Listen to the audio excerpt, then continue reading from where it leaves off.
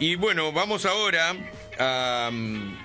tenemos a Cristian La Mesa, que lo vamos a entrevistar en un rato, un compañero, embajador en Argentina de una organización rusa. Ahora nos va a contar bien que estuvo... Snanie, ¿qué significa? Snanie. Snanie, no sé, le vamos a preguntar a él. Y que llegó ayer de Rusia, estuvo en la... Karin, ¿cómo es? La localidad arriba de Turkmenistán. Bueno, ya me voy a acordar, le vamos a preguntar a él. Y en un par de lugares haciendo conferencias. Sus conferencias son el legado de la Unión Soviética en la actual Rusia. Acá hizo también un encuentro y, bueno, es un disertante destacado. Si lo buscan en internet, Cristian La Mesa, van a encontrar disertaciones de él en todo el mundo. Un lujo. Pero bueno, volviendo al tema, mientras que nos vamos comunicando con él, digamos que nos trajo un montón de pistas interesantes, Silvana, ¿o no? Me impactó mucho lo de, bueno, el recuerdo del pueblo ruso en la Segunda Guerra Mundial, digamos, ¿no? Que habrá generado condiciones para defender frente al intento de fragmentación del territorio la unidad política, ¿no? Esta cuestión de la unidad nacional como condición necesaria para garantizar la unidad territorial, ¿no? Es un debate inherente a la soberanía. En Moscú, al lado de la Plaza Roja, frente al Kremlin, al costado del ingreso, antes del arco ese de entrada, que se ven las fotos, está el monumento al soldado desconocido. Es una romería de gente de todos los lugares de Rusia que van a llevarle flores al soldado desconocido. Me hace poner piel de gallina. Pero cientos o miles permanentemente viniendo de distintos lugares del mundo, y los padres les presentan a los chicos, les hablan de la historia de los soldados desconocidos, que son los que han muerto en combate, como los tíos abuelos de Silvana, y que han quedado en algún lugar en fosas comunes, ¿no? Entonces la historia de la guerra en Rusia es muy pesada, y es un pueblo acostumbrado, que conoce en su historia la defensa de la integridad territorial y la defensa de la nacionalidad. Tenemos a Cristian La Mesa, como habíamos dicho. El hombre llegó hace un rato a Pergamino, corriendo, viniendo desde Rusia. Anoche llegó a Buenos Aires y hoy a la mañana salió corriendo y me cagó, vamos a decir una palabra que no hay que decir en la radio, en la tele, porque yo pensé que no iba a llegar y llegó temprano, así que nosotros hicimos tarde la entrevista, nos colgamos. ¿Cómo andas, Cristian? Bien, muy bien, Gastón, me encantó de estar con vos y con tu audiencia, y gracias por la invitación. Gracias a vos. ¿Qué quiere decir Snanie? Snanie quiere decir conocimiento. La sociedad esta sería la Sociedad Rusa del Conocimiento. Y bueno, nada, me distinguió con este nombramiento de embajador, y hace apenas unos días la confirmación de haber sido nominado nuevamente por segundo año consecutivo como candidato a Mejor Educador Extranjero del Año, y compartiendo nominación con dos gigantes como son Scott Ritter y Tucker Carlson. Mirá vos. Carlson, aquel que hizo hace poco, además de aquel comunicador tan importante de Estados Unidos, el que hizo una entrevista fenomenal, le recomiendo a todo el mundo, con Putin, una charla maravillosa, ¿no?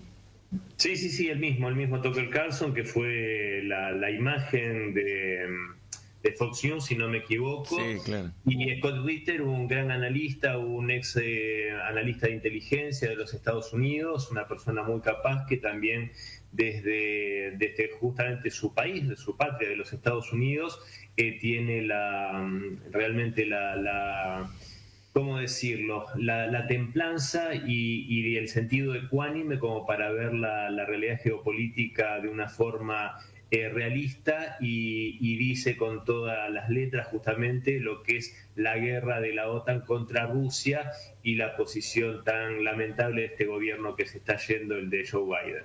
Realista decís porque es una corriente de la política internacional, de las relaciones internacionales, que considera que la geopolítica o las disputas entre países corresponden a cuestiones, factores objetivos, de intento de capturar recursos y realistas, digamos, mientras que la política internacional se pondera en otras corrientes cuestiones más vinculadas a lo jurídico, al idealismo y a las relaciones internacionales como más de la diplomacia.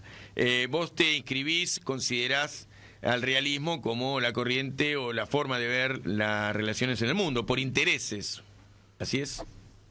Sí, de todos modos es muy cierto lo que vos decís, Gastón, pero yo tal vez utilizando mal el término me refiero al realismo como ver la realidad de la situación política actual más allá de la fantasía que pretende la OTAN disfrazar. Vos no sé si notaste, seguramente que sí, porque también sos un gran analista, que los Estados Unidos y Europa buscan crear su mundo de fantasía, el cual tienen todo un voluntarismo para que suceda lo que ellos desean, pero finalmente la realidad colisiona con sus deseos. Y por supuesto que una mirada realista al respecto es, por ejemplo, que Europa se está cayendo a pedazos gracias a las mismas sanciones que ellos le pusieron a Rusia, que Rusia, por ejemplo, mientras algunos analistas, a mí me da un poco de vergüenza ajena cuando escucho a algunos colegas pro-occidentales que hablan de una situación de penuria económica y de quebranto de la economía rusa, cuando yo, que tengo la fortuna de ir seguido, como vos bien decías, acabo de llegar de allá, y no solo estuve en Moscú, estuve en Ekaterimburgo dando una conferencia para la Universidad Federal de los Urales, y realmente la situación económica es espléndida, siendo el país con más sanciones en la historia de la humanidad, estando en una situación bélica, y tiene una holgura en su economía que realmente muchas economías europeas envidiarían. Bueno, además, siendo un país, junto con Bielorrusia, sumado a los Productos Brutos Internos, que constituye el 3,3% del producto de toda Europa y Estados Unidos, mantienen una supremacía militar que ha generado condiciones para el final de la guerra o para, bueno, la hecatombe absoluta, pero ha hecho demostraciones de que son superiores en tecnología de misilística, aviones, la flota rusa crece y está en condiciones de entrar en una disputa estratégica superior a la situación actual. O sea, digamos que Estados Unidos la lleva mal, porque lo dijo Trump ayer o anteayer, estamos ante una crisis sistémica, no usó esos términos, pero dijo ante un derrumbe.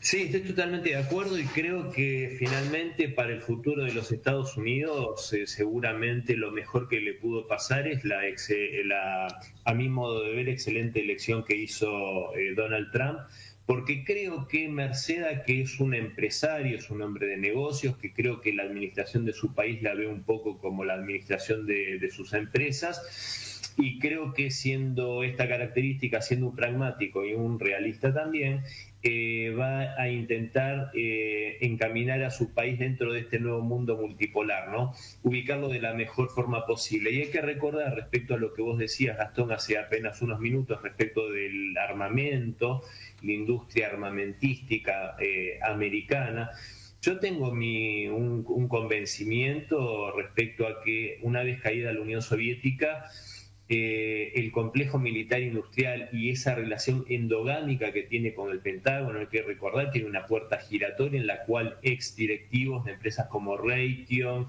como Boeing, como Lockheed Martin, entran y salen del Pentágono, creando toda una serie de entramados bastante opacos. Hay que recordar que Lloyd Austin, el actual secretario de la Defensa, era uno de los principales directores de Raytheon. Uh-huh.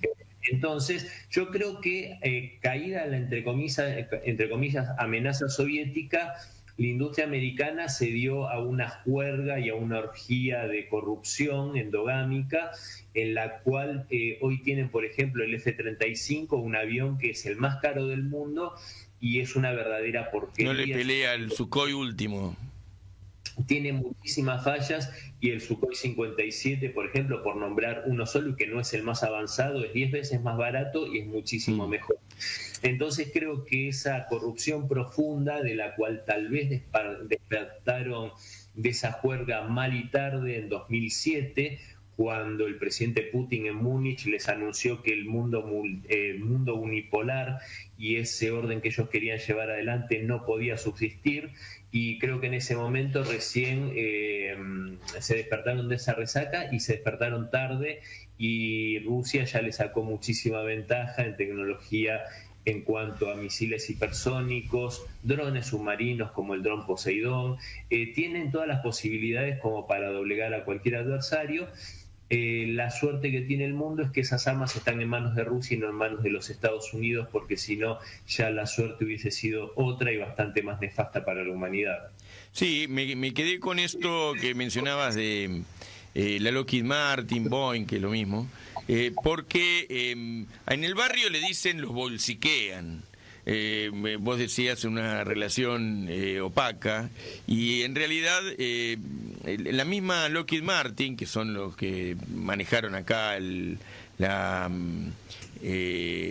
fábrica de aviones de Córdoba, la que impulsa la compra de los F-16, la que nos condiciona a los norteamericanos, porque la misma Lockheed Martin otro día le dijo: si vos no me acuerdo ante qué compra de armamento, si ustedes llegan a hacer esa compra de armamento, nosotros retiramos la asistencia al ejército norteamericano. Dijo: a los norteamericanos retiramos la asistencia porque buscan la dependencia tecnológica. Esto a los rusos no les pasa, porque tienen un Estado encima del desarrollo estratégico. Entonces, Estados Unidos está ante un problema de mucho gasto en mantenimiento de las flotas, la presencia en el mundo, en esta política de ser gendarme del mundo, y a la vez que le salen todos los armamentos caros que le venden las empresas que se han quedado con el negocio de las armas en Occidente, ¿no?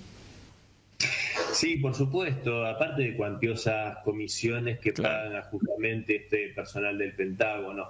Y lo que vos marcabas es muy cierto, porque vos fíjate cómo dentro porque hay muchos ignorantes que siguen sosteniendo que Rusia es comunista, como si persistiese la Unión Soviética, cosa que desgraciadamente, a mi modo de ver, no existe, pero bueno, la historia es así, es dinámica. Hoy Rusia, la Federación Rusa, es heredera de la Unión Soviética, pero es un sistema capitalista, un mixto, capitalismo de Estado. Y justamente una de las virtudes más grandes que tiene justamente la Rusia de hoy, liderada por Vladimir Putin, es que, por ejemplo, las 10 principales empresas del país, las 10 más grandes económicamente hablando y más poderosas, de las 10 más grandes, 6 son estatales y funcionan de una forma brillante, cosa que los que realmente sostenemos lo virtuoso de las empresas estatales tendríamos que tomar buena nota del ejemplo, ¿no? Que por ejemplo es Rusia administrando excelentemente bien las empresas públicas, dando superávits enormes que son lo que permiten justamente que Rusia viva en la holgura en la que puede vivir, con un montón de cuestiones, como por ejemplo tasas subsidiadas para hipotecas, en las cuales cualquier pareja joven puede acceder a un departamento propio por ese medio. Pero volviendo a la industria armamentística, el complejo militar industrial ruso, por supuesto que tiene gran componente público, algún componente privado también, pero todo en Rusia se supedita a la necesidad del Estado y me parece sumamente virtuoso. Y con esto cierro esta partecita nomás, Gastón, y es recordar un video que se hizo viral en algún momento, hace un año, algo más de un año atrás, en el cual Dmitry Medvedev, es vicepresidente del Consejo de Seguridad de Rusia y expresidente de la Federación, reunido con directores de empresas armamentísticas rusas, les leí una carta del líder soviético Josip Vissarionovich Stalin, en la cual en ese momento, en la Segunda Guerra Mundial, Stalin se dirigía a los directores de las empresas armamentísticas soviéticas diciéndole que los jóvenes soviéticos estaban dando la vida en el frente por la patria y que ellos no tenían ningún derecho a relajarse y a descansar, y que si no cumplían con su deber serían aplastados. Y Medvedev, cuando termina de citar esta carta, por supuesto menciona al autor de la misma y dice que lo mismo aplica a la situación actual para ellos si no están a la altura de las circunstancias. O sea, Gastón, ¿por qué lo cito? Porque ni por asomo en Rusia una empresa armamentística se atrevería a decirle al Estado vamos a hacer tal o cual cosa y te cortamos la provisión de armas. Por supuesto que Rusia es un país en serio, es un Estado en serio, y los Estados Unidos evidentemente dejaron de serlo, y paradójicamente con Trump creo que seguramente en algún sentido va a volver a tener, si no un Estado fuerte como lo conocemos o lo consideramos nosotros, sí seguramente va a tener una actitud, conducción política. Exactamente, mucho más decisión política respecto de los temas centrales. Cristian, Nahuel Silva te habla, ¿cómo te va? Un gusto, Nahuel. Te quería hacer dos preguntas empalmadas. La primera es, vos mencionabas que había 10, de las 10 principales empresas, 6 son estatales, imagino que una es Gazprom. Sí. ¿Qué sectores estamos hablando de esas empresas? Y lo otro es que, ¿cómo crees o en qué medida y sobre qué sectores o sobre qué agenda podría, digamos, acá para adelante, porque sabemos que para eso se tiene que ir Milei, que decidió salir de los BRICS, se puede impulsar en términos de agenda de cooperación entre Argentina y Rusia, digamos, ¿no? En términos políticos, no solo políticos, sino en términos económicos, de acá para adelante, digamos, ¿no? Es muy bueno, Nahuel, lo que vos planteás, y creo que para empezar, por supuesto, se tiene que ir Milei antes, porque cualquier cosa en este sentido está condenada al fracaso, ni siquiera pueden hacer porque ya definió nuestro presidente lo que desgraciadamente es su alineamiento incondicional con Washington y con Tel Aviv. Dicho esto, yo creo que lo primero que tenemos que empezar a hacer como país en el campo de la geopolítica, ha cambiado el signo político, es comenzar a hacer las cosas seriamente en el campo de la geopolítica. Y acá hay que decirlo claramente, yo me hago cargo de mis palabras, Argentina hace muchas décadas que no tiene una geopolítica seria, en la cual se marca un rumbo y se va por ese rumbo. Cartas de intención no sirven, no valen. El papel firmado que no se lleva a la práctica no sirve. Acuerdos, cartas de intención que se firmaron con el señor embajador Dmitry Feoktistov de la Federación Rusa con Argentina, se ha cansado de andar caminando por pasillos y por oficinas y nunca se llevan a la realidad. Acuerdos importantes de cooperación, fabricación, entre otras cosas, de centrales nucleares, algo que es fundamental para el desarrollo energético de nuestro país. Entonces, por un lado es eso, ser serios, tomar un rumbo y ser consecuentes, no andar con la cabecita europea y con esa doble dependencia que me gusta mucho Nueva York. Hay que tomar un rumbo y fijarlo y punto. Y ahí también atar las cosas de manera suficiente como para que la geopolítica sea una política de Estado. Un país serio no pega bandazos ideológicos respecto a la geopolítica. Y por eso fue tan sorprendente lo que hizo el presidente Lula respecto al ingreso de Nicaragua y de Venezuela a los BRICS, porque eso no coincide con lo que es la diplomacia de Itamaraty brasilera, que siempre tuvo un rumbo serio y permanente como política de Estado. Entonces, punto uno, esto que decía, ser serios y fijar un rumbo y ser consecuentes. Y segundo, por supuesto que con Rusia hay muchísimos campos de cooperación muy importantes que se pueden desarrollar. Yo creo que hay uno que, aunque parezca poco importante, es fundamental, que es el conocimiento mutuo. Yo creo que no solo los argentinos, sino los iberoamericanos tenemos muchísimas más coincidencias con el pueblo ruso en nuestra idiosincrasia, en nuestros valores, en un montón de cuestiones que con los anglosajones. Por la cuestión del catolicismo también. ¿Cómo, perdón? Por la cuestión del catolicismo también, ¿no? La cultura.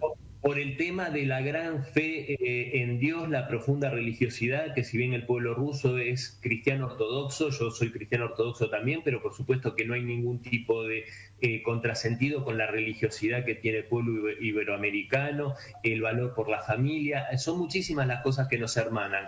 Y por supuesto respecto al tema de la administración pública, del desarrollo, por ejemplo, en Rusia tienen la Universidad del Transporte, que acá creo que ni soñamos con eso, siendo que el transporte en la Argentina es bastante caótico. Y en Rusia realmente tiene un sistema de transporte público que es envidiable. Tan solo en la ciudad de Moscú tienen el sistema de metro el más hermoso y yo diría el más eficiente del mundo. Tienen sistema de trolebús, de tranvía y de ómnibus. vos en Moscú podés no tener auto y te movilizás perfectamente bien a cualquier rincón de la ciudad o de la región de Moscú. Bueno, son cuestiones que se pueden hacer, intercambios en los cuales funcionarios nuestros, que dirigentes, puedan realmente absorber todas esos conocimientos que son muy importantes, lo que vos mencionabas, no solo Gazprom, sino Rosatom, que es la empresa de energía atómica, Rosneft, que es la petrolera. Esas empresas funcionan en la órbita estatal y funcionan de una forma eficiente y dando un superávit impresionante al país ruso. Yo creo que en ese aspecto tenemos muchísimo para aprender y también podemos brindar mucho en el ámbito cultural, en el ámbito de el potencial de desarrollo que tenemos de muchas materias primas, que basta ver lo que es la estrategia rusa junto con Bolivia para el desarrollo del litio y el desarrollo y la producción de baterías en Bolivia. Esa es otra lógica totalmente distinta, que es la del ganar-ganar, que es la de las relaciones mutuamente beneficiosas, que realmente yo en ese aspecto creo que tenemos todo por hacer. Yo lo veo de primera mano con mis amigos y colegas de la sociedad rusa Snanie, cómo tienen un funcionamiento totalmente generoso en el cual te brindan y están dispuestos a aprender y a absorber lo que uno humildemente les puede brindar. Cristian, querido, te agradecemos que hayas estado con nosotros y que, habiendo llegado hace poco y con el cansancio que tendrás, asumiste esta entrevista y, bueno, ya vamos a tener otra oportunidad de poder analizar mejor el escenario geopolítico por venir, que, como imaginarás, nuestro miniatura para el programa de hoy es la derrota de Occidente, de un título de un libro muy importante de Manuel Todd, uno de los bestsellers en este momento de la política internacional. Te agradecemos que hayas estado con nosotros, Cristian, gracias. No, por supuesto que el agradecido soy yo por la invitación, un gusto charlar con vos, con Nahuel, y siempre voy a estar disponible, más allá del cansancio del viaje, pero también es un cansancio agradable porque la verdad que fue una semana intensísima en Rusia, pero muy, muy placentera. Muy amable, Muchas que esté gracias, bien. Gracias. Cristian, un fuerte abrazo. Hasta luego.